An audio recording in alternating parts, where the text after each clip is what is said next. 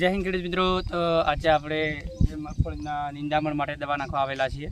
તો આપણે જે ડ્રોન લાવ્યું હતું તેના દ્વારા આપણે દવા છાંટીએ છીએ. તો હાલમાં તો આપણે ઘણી જગ્યાએ દવા છાંટવાનો ઉપયોગ કરી ચૂક્યા છીએ. તો આજે આપણે એવા ગામમાં આવી ગયા છીએ કે જે નિંદામણ થોડી વધારે છે મગફળીની અંદર. તો હાલમાં ભાઈ દવા પ્રમાણ ચાલુ છે, કારણ કે મેન વસ્તુ આપણા હાથમાં છે રાખેલી છે, કારણ કે એને કોઈ વસ્તુ ડપલા ના કરાય કે આમ તો કહેવું, કારણ કે જોખમી વસ્તુ છે એના હિસાબે. તો તમે મગફળીને જોઈ શકો છો કે હાલમાં આપણે ગમે એટલું નિંદામણ હાલ તો, કારણ કે આની અંદર ફરવું બહુ મુશ્કેલ પડી જાય, કારણ કે અંદર પાણી ભરેલું હોઈ શકે છે. ખેતરની અંદર પાણી ભરેલું હોવાના છતાં એટલે અંદર ફરી ના શકાય. તેના લીધે આપણે ભાઈઓને ડ્રોનનો મંગાવ્યું હતું કે ભાઈ અમારે દવા છાંટવી છે. તો આપણે આવી ગયા છીએ, તો જોઈએ કે ડ્રોન તેને કઈ રીતે કામ કરે છે, શું છે. તો તમને રિઝલ્ટ પણ જબરજસ્ત મળે, કારણ કે આની અંદર જે આપણે 10 પંપની દવા લઈએ છીએ એ આપણે 10 લીટર પાણીની અંદર આપણે બનાવવાની હોય છે.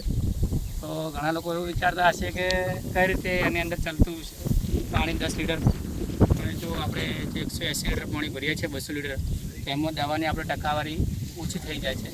આની અંદર આપણે દવાની ટકાવારી ઓછી નથી થતી, અને વધતા તમને રિઝલ્ટ પણ જબરજસ્ત મળે છે, કારણ કે આની અંદર આપણે પાણી બહુ ઓછું લેવાનું હોય છે.